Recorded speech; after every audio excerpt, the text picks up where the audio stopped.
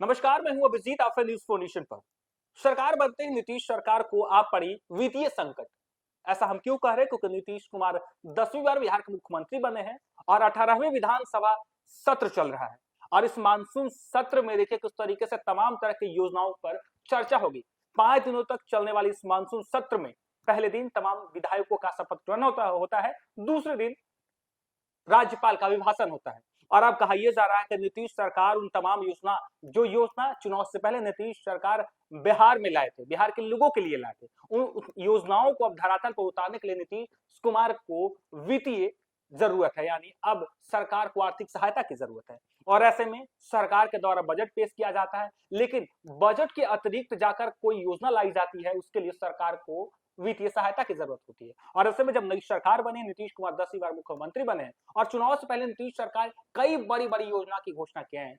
उसमें पहला योजना है जिस तरीके से बिहार के महिलाओं को नीतीश सरकार के द्वारा रोजगार के लिए 10,000 रुपए की आर्थिक सहायता दी गई। तो दूसरी तरफ मुख्यमंत्री के द्वारा बिहार के तमाम बुजुर्गों को जो वृद्ध थे उनकी पेंशन की राशि बढ़ाई गई, या फिर जिस तरीके से बिहार के तमाम लोगों की बिजली मुफ्त की गई, तमाम तरह की योजना नीतीश सरकार के द्वारा लाई गई। और अब उन योजनाओं के लिए नीतीश सरकार को वित्तीय संकट आ चुकी है और उस संकट को दूर कर लेकर नीतीश सरकार मानसून सत्र में अब अनुपूरक बजट पेश करने जा रहे हैं। कहा यह जा रहा है कि 5 दिनों तक चलने वाले इस मानसून सत्र में बिहार के तमाम तरह की योजनाओं का इस विधानसभा में चर्चा होगी और इस चर्चा के बाद अनुपूरक बजट भी पेश किया जाएगा। और देखिए किस तरीके से अब नीतीश सरकार जो है वित्तीय संकट को दूर करने के लिए अनुपूरक बजट पेश भी कर दिया। कहा यह जा रहा है कि इस साल 2025 और 26 वित्तीय वर्ष के लिए नीतीश सरकार ये दूसरी अनुपूरक बजट पेश कर रही है और इस बार का बजट 91,717.11 करोड़ रुपए का है। कहा यह जा रहा है कि इतनी राशि से बिहार के तमाम योजनाओं को जो है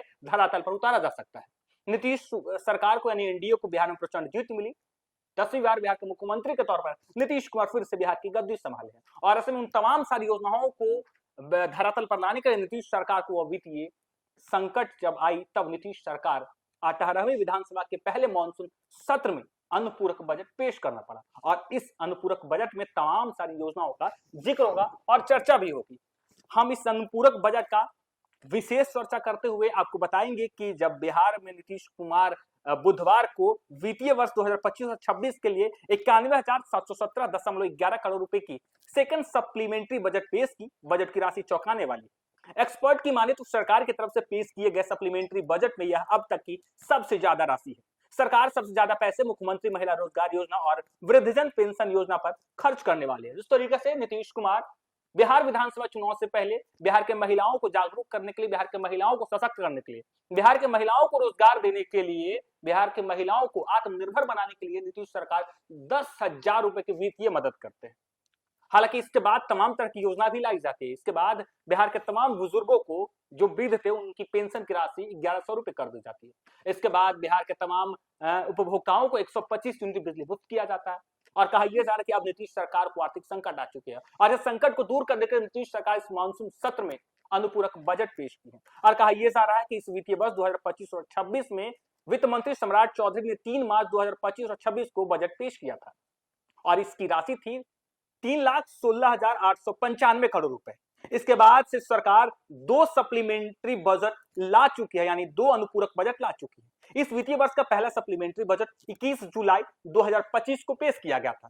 यह बजट था 57,940 करोड़ रुपए का, यानी इस साल का 2025 और 26 वित्तीय वर्ष का इस बार जब नई सरकार बनी है तब तो पहला अनुपूरक बजट है। लेकिन इससे पहले 2025 की बात करें तो जुलाई के महीने में जिस तरीके से अनुपूरक बजट लाया गया था, उसमें 21 जुलाई 2025 को जो बजट पेश किया गया था उसकी राशि थी 57,946 करोड़। लेकिन दूसरा जब अनुपूरक बजट नई सरकार बनने के बाद लाया गया तब 3 दिसंबर 2025 को जब यह बजट पेश किया गया, यह बजट जो है बड़ी रकम है। इस बजट में जो है 91,717 करोड़ रुपए का यह बजट पेश किया गया। हालांकि बजट की राशि 2 तरीके से खर्च किया जाता है, एक पेंशन और सैलरी और दूसरा योजना मद में। योजना मद की राशि को सरकार लोक कल्याणकारी योजनाओं में खर्च करती है। मार्च 2025 में बजट में सरकार ने योजना मद में 1,16,000 करोड़ रुपए की राशि स्वीकृत की थी, जबकि सरकार ने फर्स्ट सप्लीमेंट्री बजट में 36,159 करोड़ रुपए और सेकंड सप्लीमेंट्री बजट में 91,253 करोड़ रुपए योजना मद में स्वीकृत की। अगर दोनों सप्लीमेंट्री बजट की योजना मद की राशि जोड़ दे तो यह 87,412 करोड़ रुपए यानी कि मुख्य बजट की योजना मद का 87% सरकार को सप्लीमेंट्री बजट में पेश करना पड़ा है। और ऐसे में कहा यह जा रहा है कि जिस तरीके से सरकार बनते नीतीश सरकार को आर्थिक संकट आ पड़ी है, ऐसे में इसे दूर करने के लिए नीतीश सरकार को अनुपूरक बजट पेश करना पड़ा। कई तरह की जो योजना लाई गई थी, कई तरह की योजना का घोषणा किया गया था नीतीश सरकार के द्वारा। जब नई सरकार बनी है तब इस अनुपूरक बजट के जरिए तमाम सारी योजनाओं को जो है पूरा किया जाएगा। हालांकि कहा यह जा रहा है कि चुनाव से ठीक पहले नीतीश सरकार ने घोषणाओं की झड़ी लगा दी थी। ये सारी घोषणाएं लोक कल्याणकारी थी और इसका सीधा असर सरकार के बजट पर पड़ा।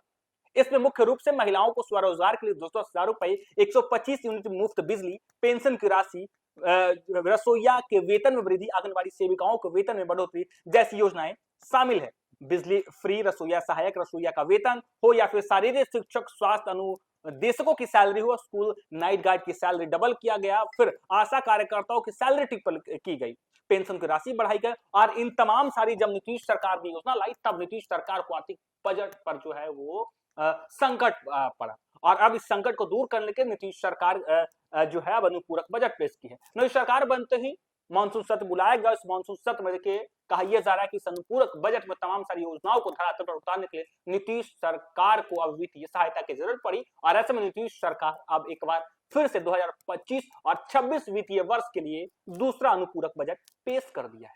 फिलहाल के लिए इतना ही। आप देखते रहिए न्यूज़ 4 नेशन।